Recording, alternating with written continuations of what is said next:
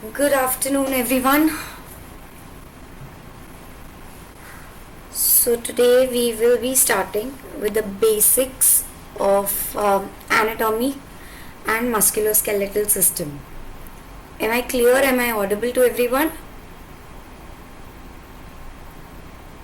Yes, ma'am. Okay.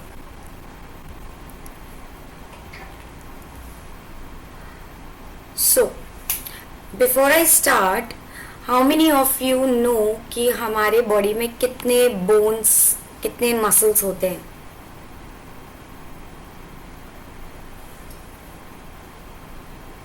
206 Anyone? bones. And how many muscles? Muscles तो ideas नहीं है ma'am. Okay. Anyone? किसी को आइडिया है?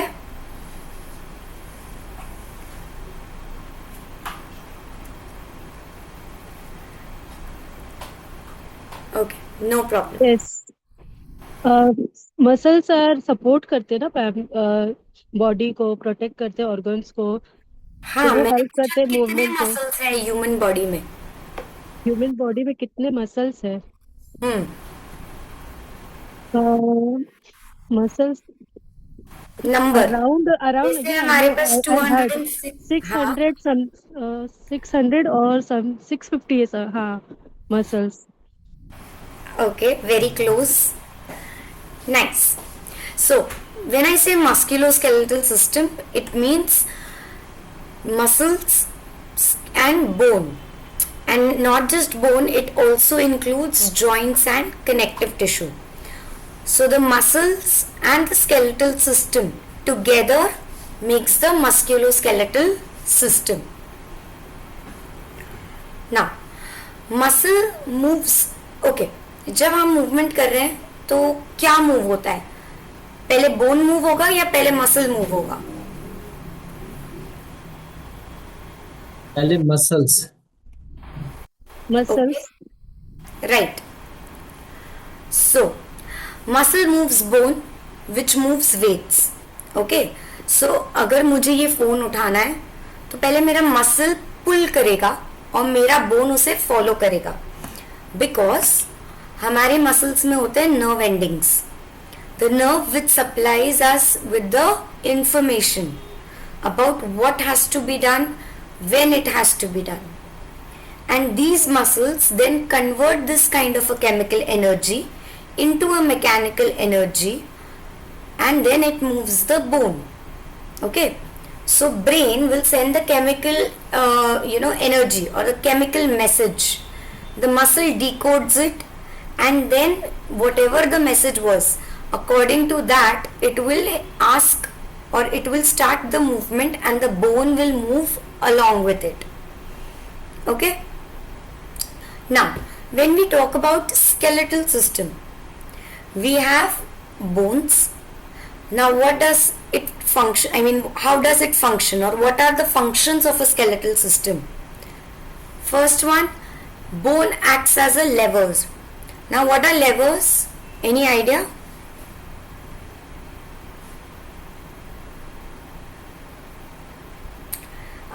बचपन में सीसॉ पे खेला है? हाँ ना, किसी ने नहीं खेला है?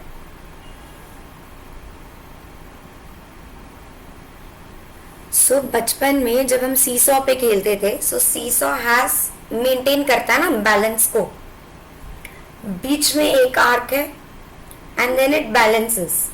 If you put too much of weight on one side, that side will go down and the other side will come up. In the same way, our bone also acts as lever for our body. अगर मैं मेरे हाथ में वजन उठाऊंगी तो वो side का मेरा हाथ नीचे जाएगा and the other side will try to get elevated. So bone works as a lever. Then bone protects your visceral organs. For example, your skull protects your brain, your rib cage protects your heart, your lungs, your diaphragm, right? So muscle will always protect the visceral organs. Then it creates a framework. So जैसे हमारे bone का ढांचा होता है, जो हमारे bone का shape होता है, उसी के ऊपर हमारे मसल ग्रो होते हैं, उसी के शेप में हमारे स्किन ग्रो होती है. So basically the skeletal system is nothing but a framework for all our tissues and organs to grow.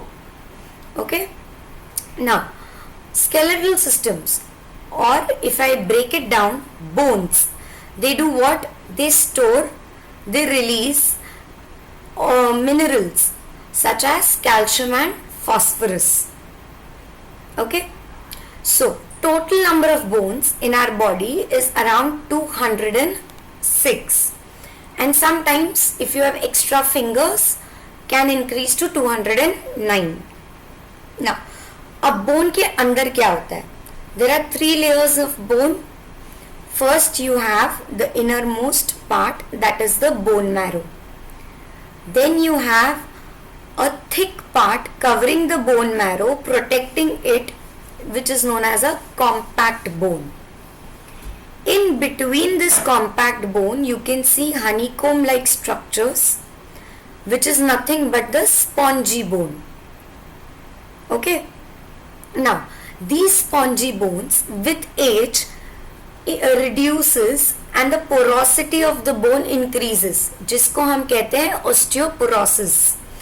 जब ये honeycomb structure जो इतने क्लोज है एक दूसरे से वाइडन होते हैं या अंदर से टूटने लगते हैं, तब होता है condition called as osteoporosis. Okay, now bone marrow is very much important in one's life. Why? It produces RBCs, WBCs and platelets, the 3 important vital important blood parameters that we have, your RBC, WBC and platelets. Now RBCs does what? It produces oxygen. Okay, so the better oxygen supply you have in your body, the better amount of oxygen you have in your body. WBCs will fight infections. Okay, they are the first line of soldiers when any bacteria, virus or parasite enters the body. Then you have platelets. So whenever you get injury, whenever there is bleeding, whenever there is a cut and the blood oozes out, platelets with the help of vitamin K will form a mesh in order to stop the bleeding. Okay, one more thing that your bone marrow produces is a yellow marrow. Okay, yellow marrow is basically the fat cells. So around the yellow marrow there is a compact bone. Okay, so this is the RBC. Around it, it produces the yellow marrow, and covering it is the compact bone. Any doubts, any questions, you can ask me. Okay? Any doubts, anyone? Okay. Moving on. Ma'am Now, इसको हिंदी में अगर आप बोलेंगी तो हिंदी में बोलूंगी तो English कैसे नहीं समझेगी? बहुत सारे वर्ड्स तो इंग्लिश में ही है. एनीवेज, स्केलेटल सिस्टम में हमारे पास बहुत सारे बोन्स होते हैं, 206. सारे के सारे 206 बोन्स के नाम भी याद रखने पड़ते हैं, क्योंकि अगर मैंने कहा स्कैपुला और अगर आपने पैर पे हाथ लगाया तो आप पेशेंट को कभी ट्रीट नहीं कर पाओगे, राइट? सो बोन के नाम जानना बहुत जरूरी होता है. आवाज ब्रेक हो रही है. जी, आवाज ब्रेक हो रही है. आपकी आवाज क्लियर नहीं है.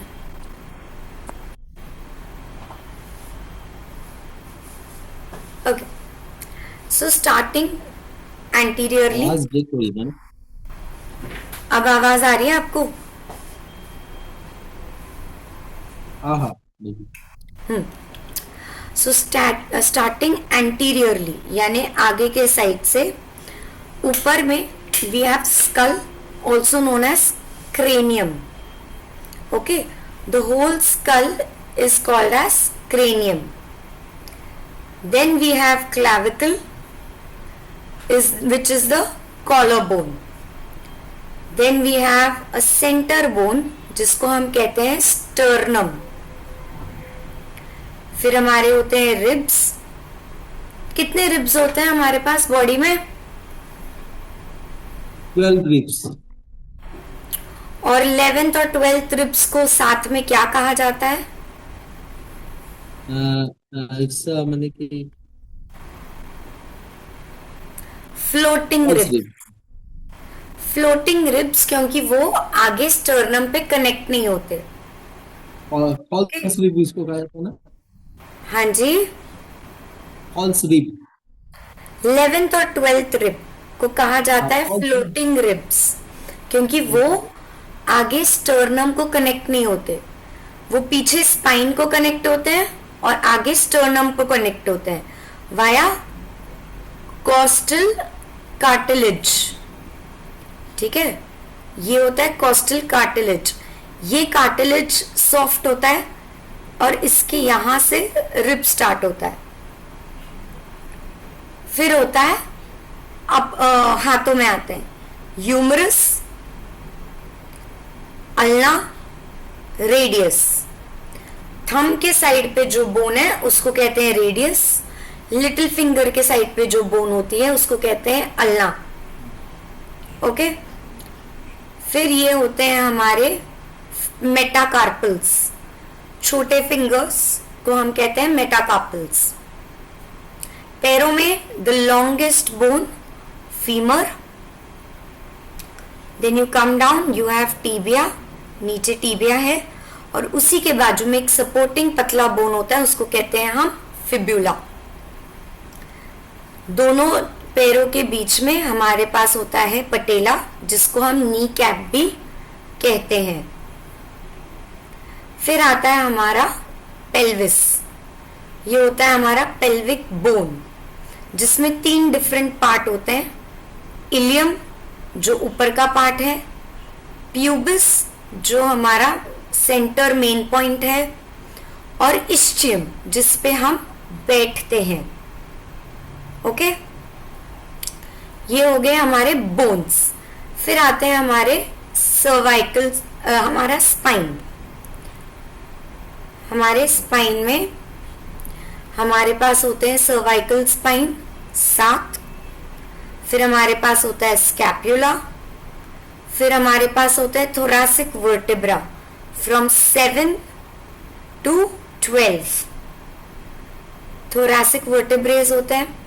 लंबार वर्टेब्रे होते हैं 5, L1 to L5. फिर हमारा होता है सेक्रम. ठीक है, बाकी के जितने भी हमारे स्पाइन होते हैं वो फ्यूज हो जाते हैं, तो हम उसको कहते हैं सेक्रम. एंड सेक्रम का एंड पॉइंट जो एकदम पॉइंटी होता है उसको हम कहते हैं कॉकिक्स. ओके. अब ये नाम आपको तुरंत याद तो होंगे नहीं, बट एक आइडिया आया है कि कौन सा बोन कहाँ पे सिचुएटेड है. एनी डाउट इसमें? नो. ओके. आपको ये नाम याद करने हैं. ट्राई कीजिएगा कि आप मैक्सिमम नाम याद करके आइए जब आप प्रैक्टिकल्स के लिए आएंगे यहाँ पे. इतना जल्दी याद हो जाएंगे? थोड़े बहुत तो याद रख सकते हो. क्रेनियम याद रख सकते हो, रिब्स याद रख सकते हो, ये तो आप यूज ही करते हो. कुछ याद होना हो, सर्वाइकल याद करना जरूरी है. कितने सर्वाइकल है, कितने थोरैसिक है, कितने लंबार है, उनके कोई नाम नहीं है एक एक एक एक वर्टेब्रेस के, बट ग्रुप है. सो ग्रुप के तो नाम याद हो सकते हैं. अब हमारे पास 5 डिफरेंट टाइप के बोन्स होते हैं बॉडी में. पहला होता है फ्लैट बोन. फिर दूसरा होता है शॉर्ट बोन. तीसरा होता है लॉन्ग बोन. फिर आता है सेस्मोइड और होता है इर्रेगुलर. अब इसका मतलब क्या होता है? सो फ्लैट बोन्स होते हैं हमारे जो नेचर में ही फ्लैट होते हैं. ठीक है, जैसे कि आपका स्टर्नम जो यहाँ पे है, ये होता है स्टर्नम। आपके रिब्स वो फ्लैट हैं, और आपका स्कैपुला जो पीछे होता है, ये सब फ्लैट होते हैं। इनका फंक्शन क्या है? To protect vital organs like what? Like your heart, lungs and diaphragm. Okay, फिर आते हैं हमारे शॉर्ट बोन्स जो बहुत छोटे होते हैं साइज में, ठीक है, जैसे कि टार्सल्स एंड मेटाटार्सल्स। टार्सल यानी पैरों के छोटे बोन्स, मेटाटार्सल्स यानी हाथों के छोटे बोन्स। ये मूवमेंट करते हैं, लोड लेते हैं और वजन के लिए बहुत ज्यादा इस्तेमाल किए जाते हैं। ओके, फिर आते हैं हमारे लॉन्ग बोन्स। लॉन्ग यानी नाम ही है उनका लंबे। जितने भी हमारे बॉडी में लंबे बोन्स है, जैसे कि हमारा यूमरस जो हमारे हाथों में रहता है, रेडियस जो हमारे फोर आर्म में है, अल्ना जो हमारे फोर आर्म में है, फीमर एंड टीबिया, ये सारे होते हैं लॉन्ग बोन्स। ये सबसे ज्यादा स्ट्रॉन्ग होते हैं हमारे बॉडी में। इनमें ये बोन्स में सबसे ज्यादा कैल्शियम एंड फॉस्फोरस स्टोर्ड रहता है, और सबसे ज्यादा एनर्जी या वजन का काम ये लोग ही करते हैं। जब हम खड़े रहते हैं, जब हम बैठते हैं, जब हम चलते हैं, तो जितने भी वेट बेरिंग होती है ये सारे लॉन्ग बोन्स करते हैं। ओके, फिर आता है इर्रेगुलर बोन जिसका कोई शेप ही नहीं होता, ठीक है, इसका कोई पर्टिकुलर शेप नहीं है, इसीलिए इसको कहते हैं इर्रेगुलर। नाउ समझ में आया टाइप्स ऑफ बोन? एक टाइप है जिसको हम कहते हैं सेस्मोइड बोन, जो पटेला को कहा जाता है, ठीक है। और आपके टोज, जो आपका पैर का टो होता है सबसे बड़ा वाला, उसके अंदर के टेंडन को कहा जाता है सेस्मोइड टाइप ऑफ बोन। इनमें सिर्फ मैकेनिकल एडवांटेज होता है और सबसे ज्यादा लिगामेंट, सबसे ज्यादा टेंडन इस पे अटैच होते हैं। अब आते हैं हम स्पाइन पे, पर्टिकुलरली स्पाइन पे। स्पाइन क्यों इंपॉर्टेंट है? ताकि आप जब असेस करते हो, हाफ ऑफ द प्रॉब्लम हमारी स्पाइन से ही आती है, तो हम सबसे ज्यादा स्पाइन पे फोकस करते हैं ना। सर्वाइकल में हमारे पास 6 है, थोरैसिक में हमारे पास 12 है, लंबार में हमारे पास 5 है, सेक्रम और इसके एंड का कॉक्सिक्स, ठीक है। सर्वाइकल में 7 है ना मैम? हाँ जी, सर्वाइकल में 7 बोन्स है ना? हाँ, आपने 6 कहा।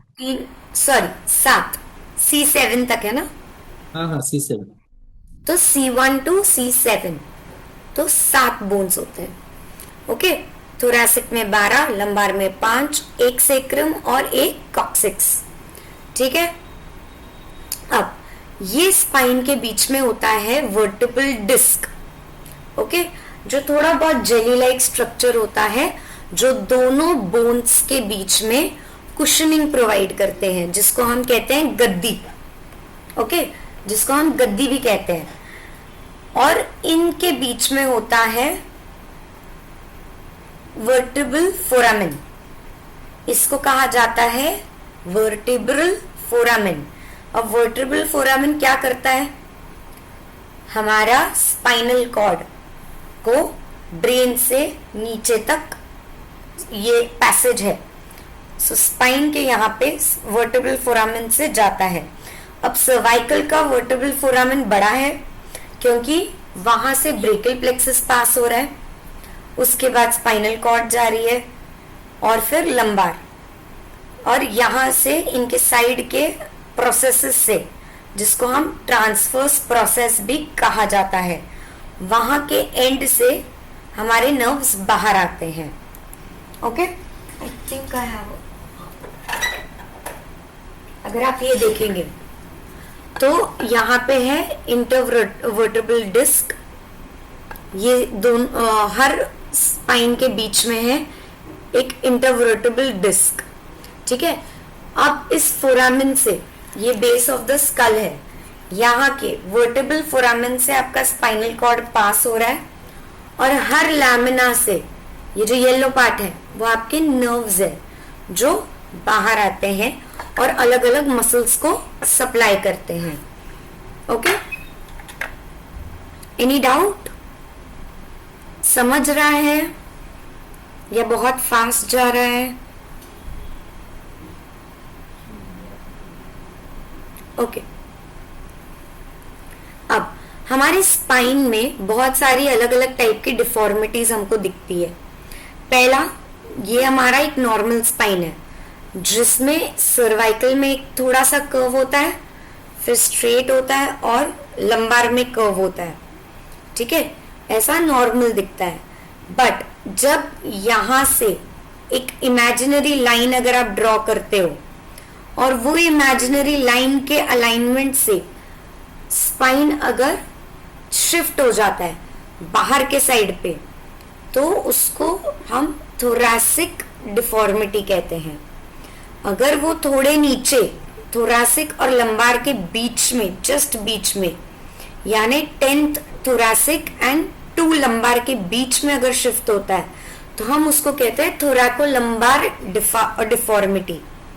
ओके, जब ऊपर से स्पाइन एकदम बराबर है बट नीचे से कर्व है तो हम उसको कहते हैं lumbar deformity. Okay, miss alignment या माल अलाइनमेंट। फिर होता है स्कोलियोसिस, जहां पे डबल कर्व दिखता है, यहां से भी शिफ्ट है और यहां से भी शिफ्ट है, पूरा टेढ़ा, उसको कहते हैं स्कोलियोसिस। ओके, फिर आता है काइफोसिस। काइफोसिस यानी आपका कंधा ऊपर के तरफ है, ये वाला शोल्डर राउंडेड है और यहाँ पे हंच है, उसको कहते हैं काइफोटिक। फिर होता है लार्डोसिस। लार्डोसिस उनको कहा जाता है जिनका कमर आगे होता है, पेट एकदम आगे होता है, सबसे ज्यादा प्रेग्नेंट फीमेल्स में देखा जाता है, और उन आदमियों में जिनकी बहुत बड़ी तोन होती है, ठीक है, उनका बैक ऐसे होने की जगह हाइपर एक्सटेंडेड होता है, उसको हम कहते हैं लार्डोसिस। और अगर बैक में कोई भी कर्व ना हो, बैक एकदम स्ट्रेट हो, तो उसको हम कहते हैं flat back. Okay, any doubts? अब तक जो बोला वो समझ में आ रहा है?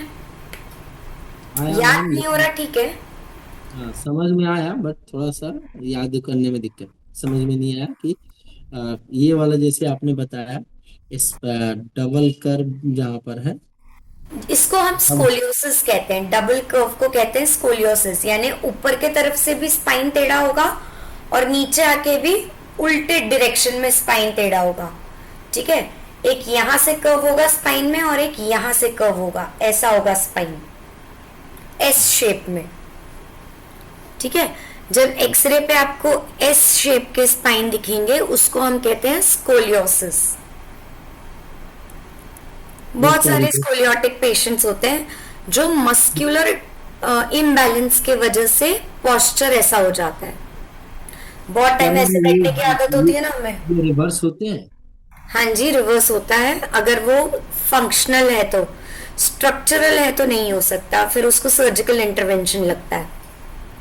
यानी फंक्शनल यानी अगर मसल में कोई इम्बैलेंस है या मसल की कोई कमजोरी है तो वो ठीक हो सकता है, जब हम मसल को स्ट्रेंथन करेंगे तो वो ठीक हो जाएगा।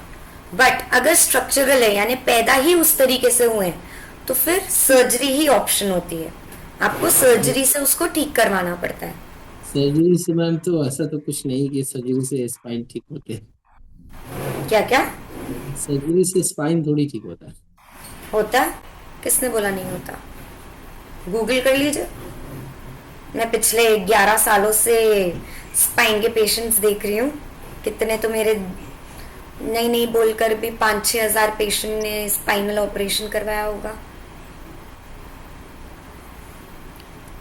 तो ये होता है scoliosis, S shape spine. Lordosis, kyphosis, और ये नॉर्मल। ठीक है, हमने टाइप्स ऑफ बोन देख लिए हैं ऑलरेडी। अब एक वीडियो है जो मैं प्ले कर रही हूं, अगर आवाज नहीं आए तो आप प्लीज मुझे रोक के बताइएगा, ठीक है?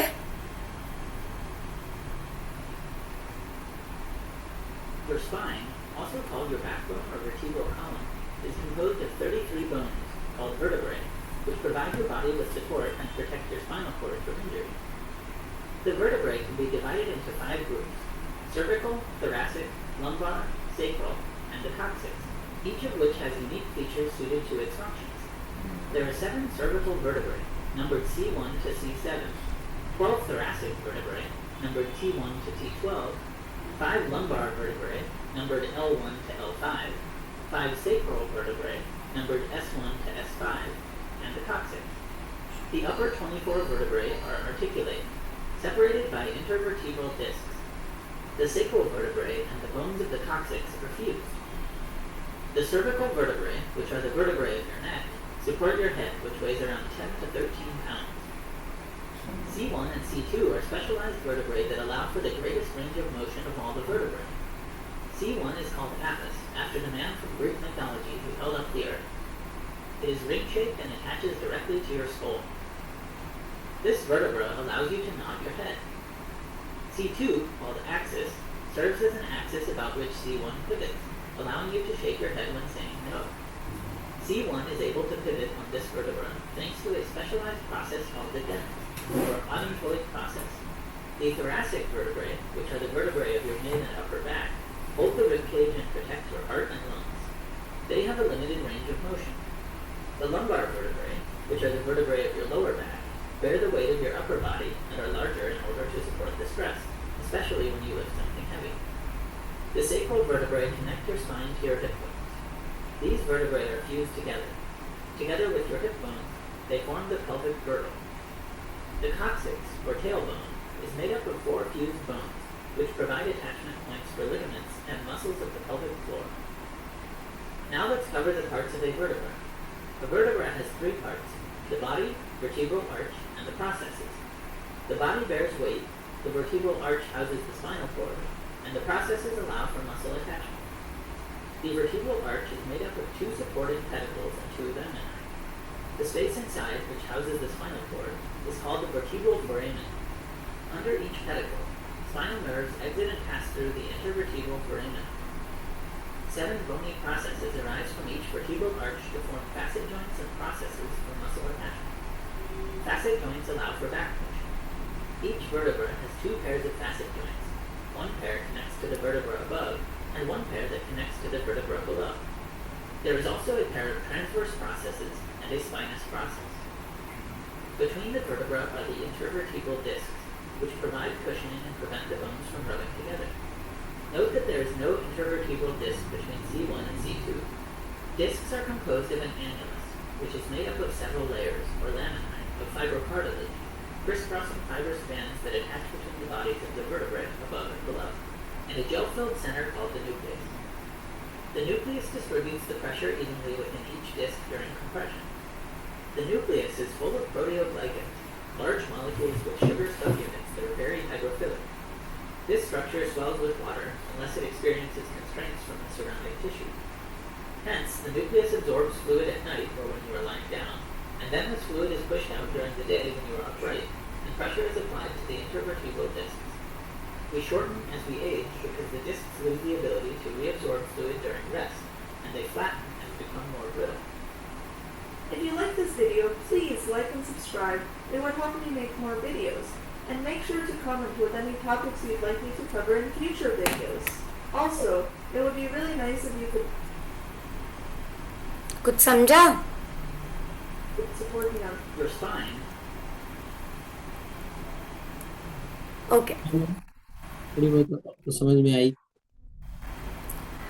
आप वो तो थोड़ा लैंग्वेज बैरियर है, बट उसमें उन्होंने डिटेल में समझाया था आपके स्पाइन में क्या होता है, क्या नहीं होता है, वर्टेब्रल डिस्क कैसे काम करती है, कौन से बोन को हम क्या नाम देते हैं, मूवमेंट कैसी होनी चाहिए। तो जब आपके पास ये वीडियो आ जाएगा आप उसे कन्वर्ट करवा लीजिएगा और फिर आप आपके लैंग्वेज में सुन सकते हैं, ठीक है? कन्वर्ट कैसे होगा? हाँ, कन्वर्ट कैसे होगा? वीडियो जब हम शेयर करेंगे आप लोगों के साथ तब आप उसको एआई में बोलकर चेंज करवा सकते हैं लैंग्वेज उसका, और फिर आप सुन सकते हैं। बिकॉज ये वाले वीडियोस तो सारे इंग्लिश में ही होते हैं हमारे पास, ठीक है। नेक्स्ट आता है टेंडन। अब टेंडन किसे कहा जाता है? जो मसल फाइबर का एक्सटेंशन होता है, यानी ये मसल है, मसल का एक्सटेंशन जो बोन को टच करता है या बोन को अटैच करता है, उसको हम कहते हैं tendon. Muscle usually pink colour में होता है because of a rich blood supply. Tendon however white होता है, थोड़ा पेल होता है, क्योंकि उसके पास उसका खुद का ब्लड सप्लाई नहीं होता है, उसको न्यूट्रिशन मसल से मिलता है। And tendon directly attaches to the bone. Okay, कभी भी कोई मसल टेंडन पे कोई भी मसल डायरेक्ट बोन पे अटैच नहीं होता, वो हमेशा वाया टेंडन ही अटैच होता है। ओके, अब टेंडन में गोल्गी बॉडी होती है। अब गोल्गी बॉडी क्या होती है? वो एक प्रोप्रियोसेप्टर्स होते हैं, यानी मैसेंजर होते हैं जो इमीडिएट रिफ्लेक्स क्रिएट कर सकते हैं जब कोई कंडीशन आए। ओके, तो ये सारे रिसेप्टर्स हमारे टेंडन में सिचुएटेड होते हैं। ना नेक्स्ट इज लिगामेंट। लिगामेंट क्या होता है? जो एक बोन से दूसरे बोन को कनेक्ट करता है, और वो मूवमेंट, एक्सेसिव मूवमेंट, ज्यादा मूवमेंट होने से बचाता है ताकि कोई भी जॉइंट एक दूसरे से अलग ना हो जाए। तो लिगामेंट वो काम करता है। अब लिगामेंट किससे बनते हैं? Collagen and elastin. ओके, तो इस वजह से इलास्टिन कम होता है, इस वजह से इसकी स्ट्रेच होने की कैपेसिटी कम होती है, जिस वजह से बोन को जितना मूव होना चाहिए वो उतना ही मूव होने देगा, जितना टर्न होना चाहिए वो उतना ही टर्न होने देगा। आप अगर एक्सेसिवली उसको फोर्स करोगे मूव होने तो फिर लिगामेंट टेयर होता है। ओके, फिर आते हैं कार्टिलेज। अब कार्टिलेज सबसे ज्यादा स्ट्रॉन्ग होते हैं, वो दो जॉइंट के बीच में होते हैं। तो अगर फॉर एग्जाम्पल हमारे पास नी जॉइंट है, अगर आप देख सकते हैं इधर ये नी जॉइंट है, इसके बीच में जो ब्लू कलर का स्ट्रक्चर आपको दिख रहा है वो कार्टिलेज है। एंड रियल लाइफ में भी वो सिमिलर टू ब्लू कलर ही होता है, ग्रेश ब्लू। क्यों? क्योंकि कार्टिलेज के पास खुद का ब्लड सप्लाई नहीं होता, इसमें ना कोई आर्टरी है ना कोई वेन्स है। तो कहाँ से इसको ब्लड सप्लाई मिलता है? इसके नेबरिंग बोन्स और लिगामेंट्स से वो न्यूट्रिशन एब्जॉर्ब करता है। ओके, इसीलिए एक एज के बाद ये कार्टिलेज घिसना चालू हो जाता है, पतला होना चालू हो जाता है, क्योंकि एक एज के बाद हमारे खुद की बॉडी में ब्लड की एब्जॉर्प्शन या न्यूट्रिशनल एब्जॉर्प्शन कैपेसिटी कम हो जाती है। जब वो कम हो जाती है तो ऑलरेडी मेरे पास कम है, मैं बाजू वाले को कितना ही दूंगी, राइट? इस वजह से कार्टिलेज घिसना चालू हो जाता है एक टाइम के बाद। फिर आते हैं हम बेसिक मूवमेंट्स पे। अब हमारे बेसिक मूवमेंट्स के नाम होते हैं, कहीं पे भी चाहे वो मूवमेंट हो, चाहे गर्दन की हो, हाथों की हो, पैरों की हो, ठीक है? तो फ्लेक्शन, फ्लेक्शन मतलब सीधा उठाना, फ्लेक्शन, एक्सटेंशन। शोल्डर में फ्लेक्शन कहाँ हो गया? स्ट्रेट। गर्दन में फ्लेक्शन क्या हुआ? फ्लेक्शन। एक्सटेंशन, एक्सटेंशन मतलब किसी चीज को एक्सटेंड करना, कहते हैं एक्सटेंशन। अब मेरा हाथ पीछे गया तो एक्सटेंड हुआ ना, यहां से शोल्डर मेरा खिंच रहा है, विच मीन्स एक्सटेंशन। फ्लेक्शन यानी पास आना, जब पास आ रहा है तो वो फ्लेक्शन कहलाता है। ओके, फिर होता है एंकल में।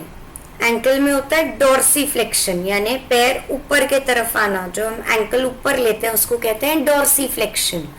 जब हम पैर एंकल नीचे लेते हैं उसको कहते हैं प्लांटार फ्लेक्शन। ये सब बहुत डिफिकल्ट होगा अभी आपको याद करने में, बट आपको इन चीज़ों पे पढ़ना ज़रूरी है। जितना आप पढ़ेंगे उतना आपको याद रहेगा। ये मूवमेंट भी आसान नहीं होगा समझने के लिए। ओके, फिर आता है अबडक्शन। अबडक्ट यानी दूर ले जाना। इंग्लिश में अबडक्शन का मतलब क्या होता है? किडनैप करना, यानी आपको अपनों से दूर ले जाना। वैसे ही मूवमेंट में अबडक्शन में हाथ को या कोई भी पार्ट को अपने बॉडी से दूर ले जाना इज अबडक्शन, और उसी चीज को पास लाना इज अडक्शन, यानी पास। ADD और ABD दो डिफरेंट वर्ड्स है, अबडक्शन अडक्शन। ओके, फिर आता है एलिवेशन, जो हम शोल्डर से करते हैं। एलिवेट ऊपर उठाना, डिप्रेशन यानी नीचे जाना। ओके, एंकल में इन्वर्जन, अंदर के तरफ एंकल को मूव करना, और बाहर के तरफ मूव करने को कहते हैं इवर्जन, बाहर। इन यानी इन्वर्जन, ई यानी इवर्जन। ओके, मूवमेंट समझी? हाँ ना?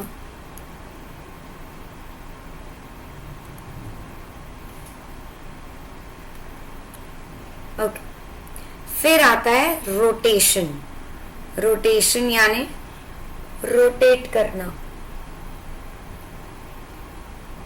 फिर होता है एल्बो में, एक मूवमेंट होती है एल्बो में, प्रोनेशन सुपिनेशन, यानी हाथ जब ऐसा हो, जब हम प्लेज लेते हैं उसको हम कहते हैं प्रोनेशन। हाथ जब हम ऐसे करते हैं सीधा तो उसको कहते हैं सुपिनेशन। ओके,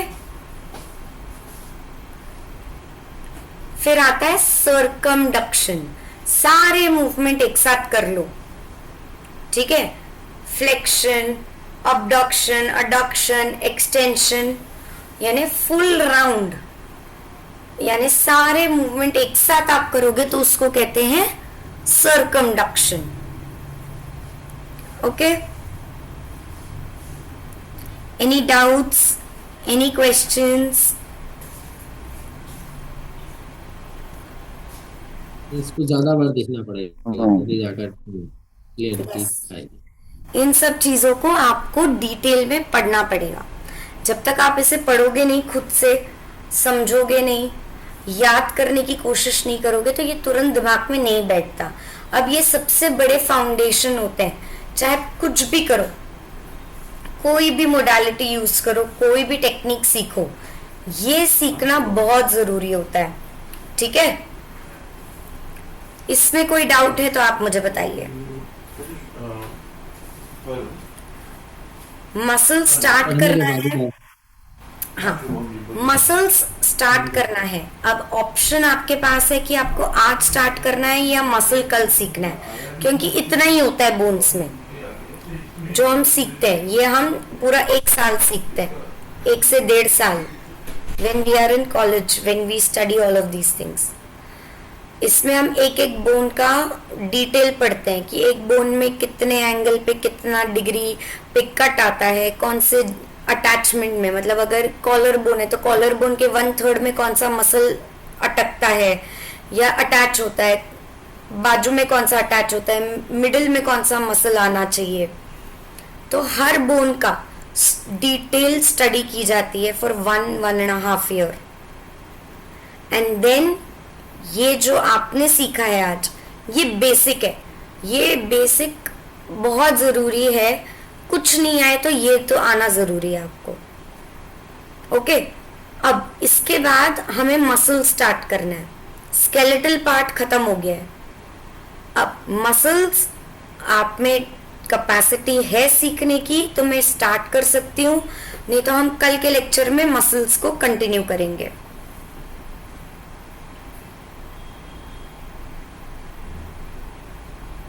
स्टार्ट करिए। हाँ जी, स्टार्ट करिए। स्टार्ट कर। याद रहेगा, रिटेंशन रहेगा। कोशिश की जाएगी, ये सारी चीजों को कोशिश याद तो कर करना ही लेना पड़ेगा। पड़ेगा। जी। तो हम एक काम करते हैं, हम 5 मिनट का ब्रेक लेंगे। मैं एटलीस्ट मसल का इंट्रोडक्शन स्टार्ट करती हूँ। मसल क्या होता है, कितने टाइप के होते हैं, एटलीस्ट इंट्रोडक्शन पार्ट कंप्लीट करते हैं और कल डिटेल्ड मसल्स के बारे में पढ़ते हैं।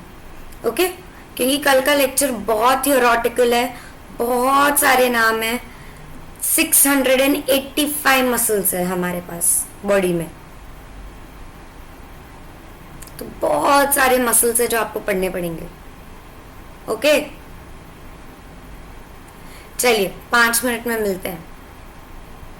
आधा लोड आज दे दीजिए मैम। मैं हाँ ठीक है, 5 मिनट बाद ही स्टार्ट करिए। आधा लोड आज दे दीजिए, जिससे हम लोग आधा कल उठा लें। आधा मतलब ये एटलीस्ट 30% to 40% कवर करिए। मैं 40%, मेरे पास सिर्फ 5 बजे तक का टाइम है सर। 5 बजे के बाद हमें भी दूसरे काम है ना, ठीक है 5 बजे। तो टिल 5 o'clock में ठीक है, जितना कोई बात नहीं, कंप्लीट 5 कर बजे तक सकती हूँ जितना मैं आप। कंप्लीट करूंगी। ठीक। ओके, जितना 5 o'clock तक हम कंप्लीट कर सकते हैं, कवर ओके। कर सकते हैं, I will cover it. And बाकी का हम कल कंटिन्यू करेंगे। ठीक है okay.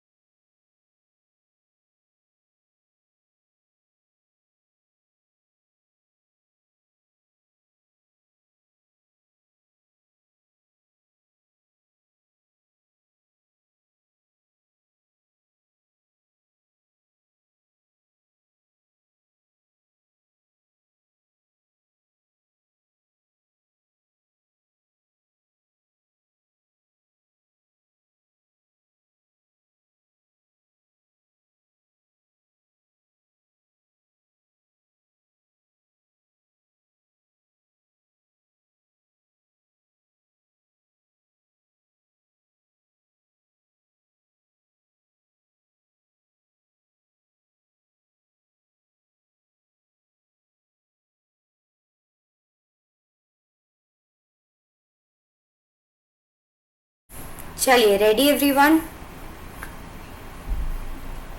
Yes, ma'am.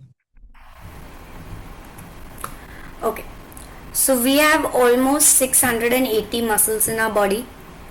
Now all of these muscles, ये सारे muscles तीन अलग अलग टाइप के मसल्स में या तीन अलग अलग टाइप्स में डिवाइड होते हैं.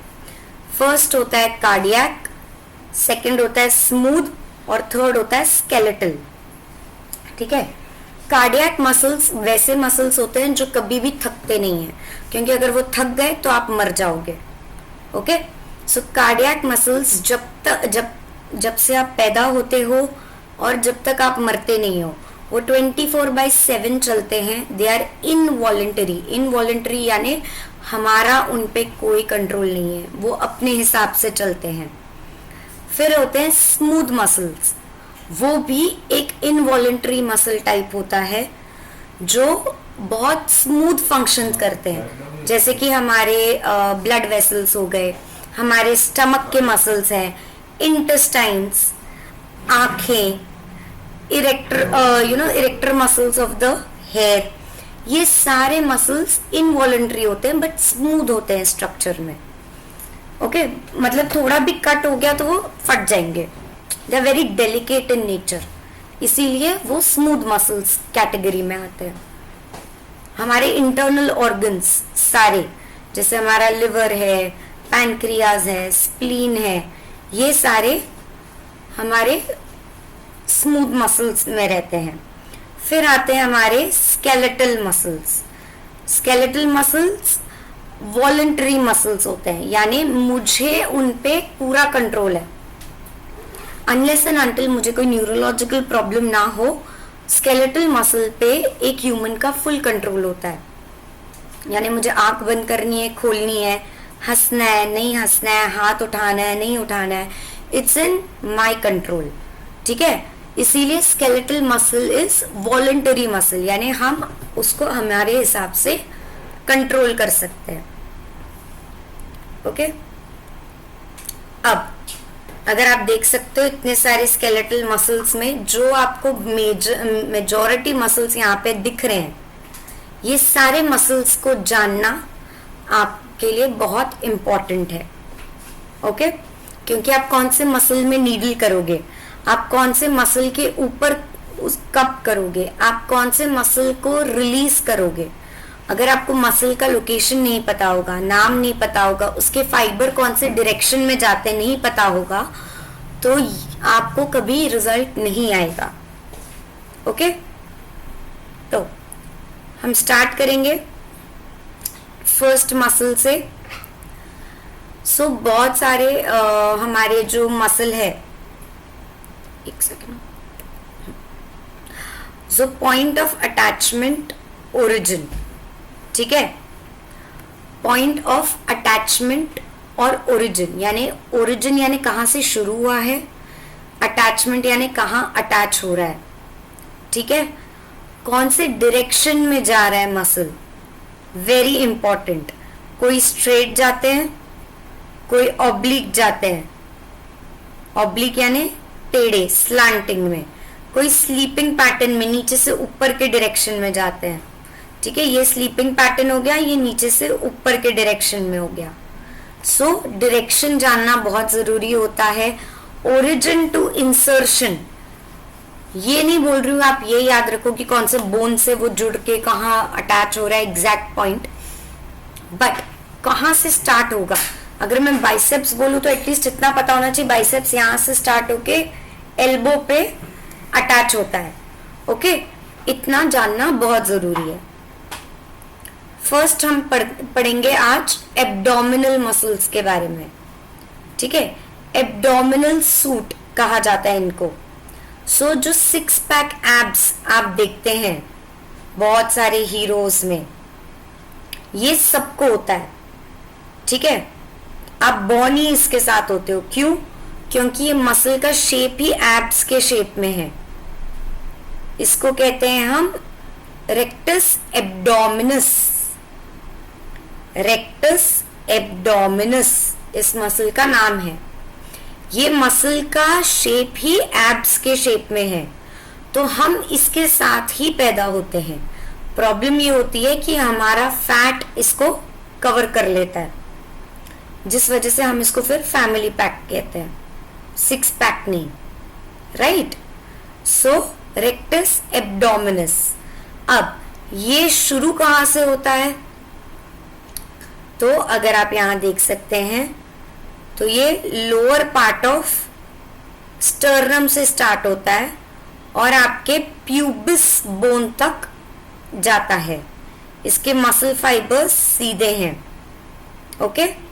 इसको कहते हैं रेक्टस एब्डोमिनस। ये है रेक्टस एब्डोमिनस। कहां से शुरू हो रहा है? प्यूबिक सिम्फाइसिस, ठीक है, और एंड स्टर्नम पे हो रहा है। जिफॉइड प्रोसेस, स्टर्नम के एंड को कहते हैं जिफॉइड प्रोसेस। सो अगर आप यहाँ सेंटर पार्ट से नीचे नीचे नीचे जाएंगे तो रिब के यहाँ पे ना आपको एक एंड फील होगा, हॉलो, उसको कहते हैं जिफॉइड प्रोसेस, ठीक है। तो रेक्टस एब्डोमिनस क्या क्या करता है? ट्रंक फ्लेक्शन, यानी आपको नीचे झुकने में हेल्प करता है। जब हम सांस लेते हैं, सांस छोड़ने में ये मसल बहुत काम आता है, ओके।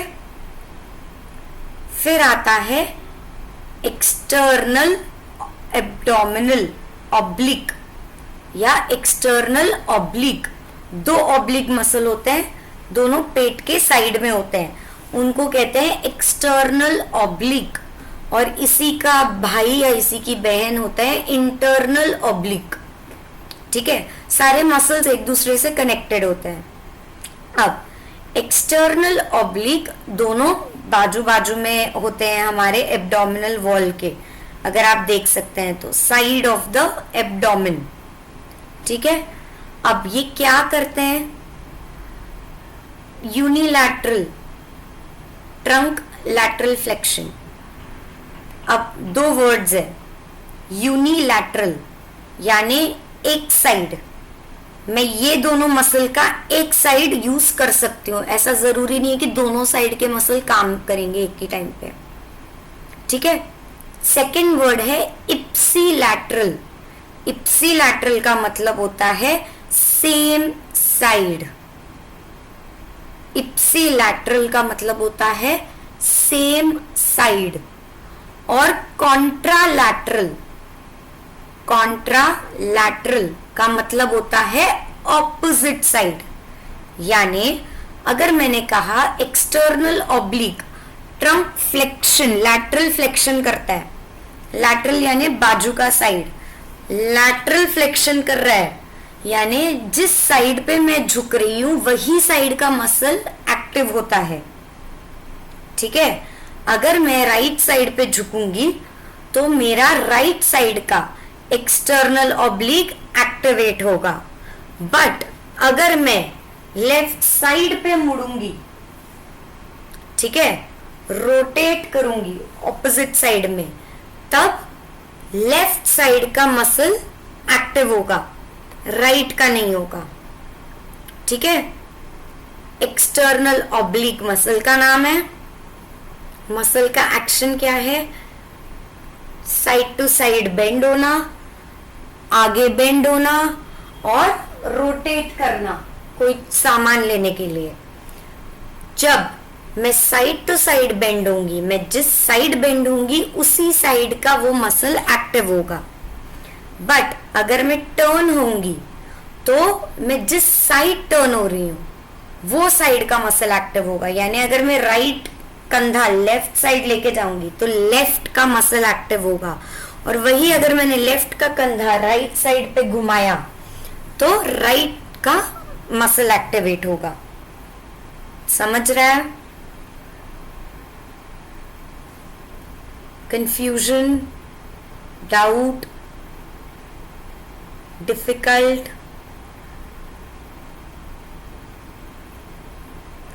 जिस साइड का मतलब कि बेंड होंगे उस साइड का मसल्स एक्टिव होगा, सामने वाले में सामने का और जिस साइड का सामने नहीं, ये मसल किधर है? बाजू बाजू में। हाँ सामने तो हमारा रेक्टस एब्डोमिनस है, ये वाला मसल है। इसके बाजू में ये साइड, इसके ये साइड और ये साइड, यानी अगर इस इमेज में देखोगे इसका राइट साइड और लेफ्ट साइड में ये मसल होता है एक्सटर्नल ऑब्लिक। तो अगर मैं राइट साइड नीचे झुकूंगी कुछ उठाने के लिए तो मेरा राइट साइड का मसल एक्टिव होगा, बट अगर मैं पीछे मुड़ूंगी कुछ सामान उठाने के लिए तो मेरा लेफ्ट साइड का ऑब्लिक मसल एक्टिवेट होगा। ठीक है, जिस साइड मुझे झुकना है उस साइड पे उसी साइड का मसल एक्टिव होता है, बट अगर मैं उसी मूवमेंट को रोटेट कर दूं, घूम जाऊं, तो ऑपोजिट साइड का मसल एक्टिव होता है। समझा अभी?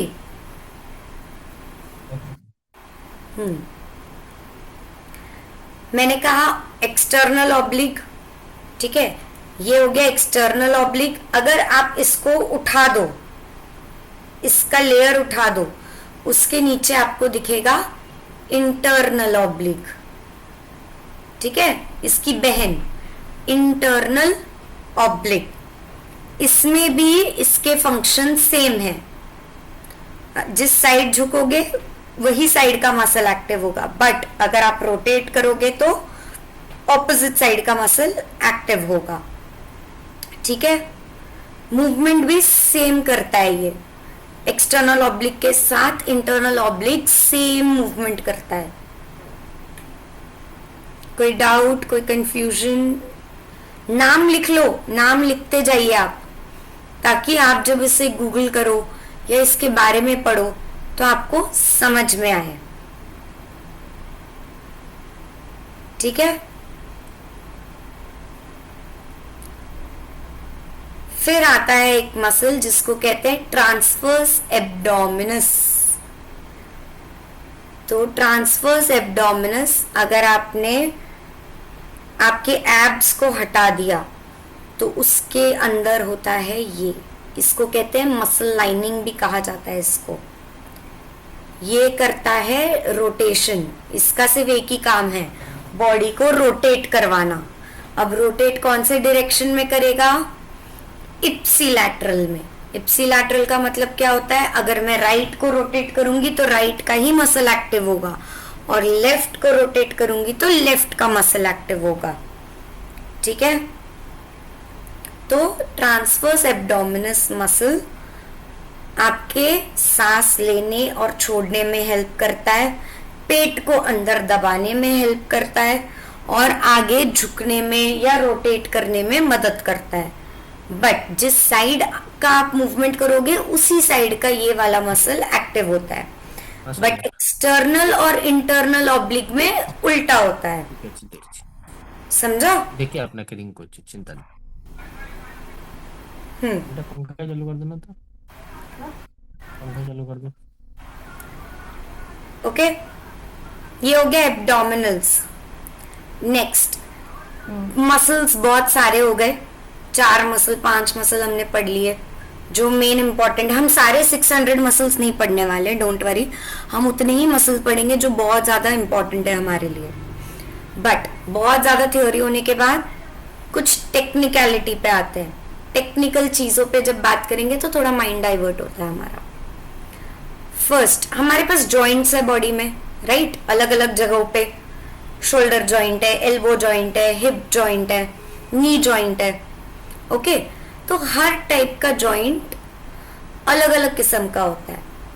जैसे एल्बो और नी हिंज टाइप का जॉइंट होता है। हिंज क्या होता है? हिंज कहाँ यूज करते हैं हम? दरवाजों में, पता है वो कोने में हम लगाते हैं हिंज, वो होता है हिंज। अब हिंज क्या करता है? दरवाजा या तो बाहर खोलेगा या बंद करेगा, बराबर। वैसे ये जॉइंट सिर्फ 2 ही मूवमेंट कर सकता है, या तो हाथ ऊपर लेगा एल्बो, या तो सीधा करेगा। ये रोटेट वगैरह वाला नहीं कर सकता, बाहर अंदर नहीं ले सकता, ये सिर्फ 2 ही मूवमेंट कर सकता है, ऊपर और नीचे। इसके अलावा एल्बो और नी कोई और मूवमेंट नहीं करते। फिर आता है ball and socket type of joint, यानी ये रहा सॉकेट, ये रहा बॉल। ये कैसा है, ये हर मूवमेंट कर सकता है क्योंकि ये स्मूथ है, गोल घूमता है, तो ये बाहर भी जा सकता है, अंदर भी आ सकता है, आगे भी जा सकता है, पीछे भी जा सकता है और घूम भी सकता है ना। तो फिर होता है ball and socket type of joint जिसमें सारे मूवमेंट पॉसिबल होते हैं। फिर आता है तीसरा टाइप का जॉइंट जिसको हम कहते हैं ग्लाइडिंग जॉइंट, यानी वो सिर्फ आगे पीछे ग्लाइड कर सकता है, जो हमारे एंकल जॉइंट्स करते हैं, ऊपर नीचे मूव करना, तो वो ग्लाइड करते हैं एक दूसरे पे, ठीक है, ऐसे ऐसे रब करते हैं एक दूसरे पे, उसको कहा जाता है ग्लाइडिंग जॉइंट। ठीक है, अब ये मूवमेंट्स है जो मैंने आपको इसके पहले पढ़ाए थे, उसका ये रिवीजन है, ताकि आप जब उसका नाम देखो फ्लेक्शन करते वक्त ये भी फ्लेक्शन करेगा तो आपको मूवमेंट समझ में आएगी। ओके,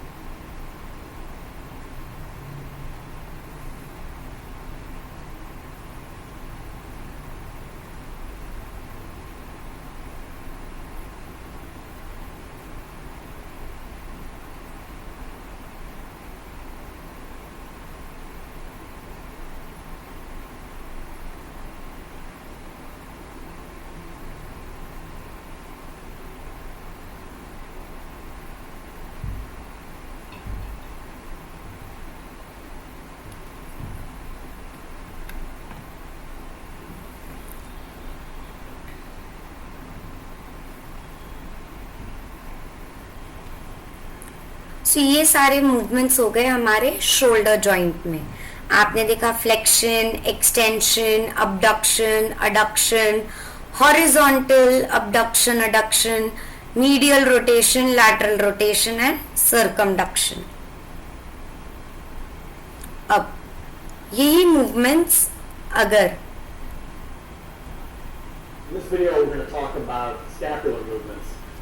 स्कैपुला में मैंने आपको बताया था एलिवेशन डिप्रेशन होता है, तो वो जो मूवमेंट्स कर रहा है वो आपको बता भी रहा है साथ ही साथ। In this video, we're going to talk about scapular movements. Scapula is just the anatomical term for your shoulder blades. Shoulder blade को हम स्कैपुला कहते हैं।